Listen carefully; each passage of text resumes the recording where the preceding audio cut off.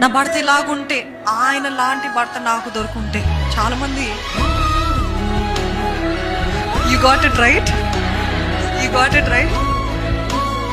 The challenges of a pastors wife. ఒక pastor భార్య యొక్క సవాలు కష్టం.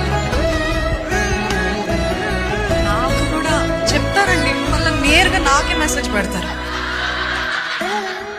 నాకు కూడా మీలాంటి భర్త దొరుకుంటేనా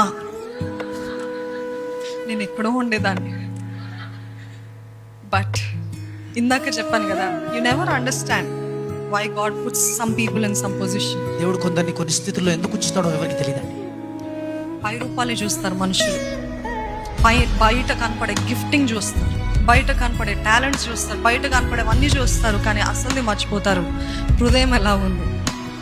is there purity? Is there no jealousy? Is there no selfishness? దేవుడు చూసే రీతి చాలా వ్యత్యాసం ఉంటుంది. We will understand as we grow in the spirit. You will not understand overnight. రాత్రులు అర్థం కదా, రాత్రులు ఎదుగుతున్నాం కదా. It will keep growing. Your spiritual understanding, widen.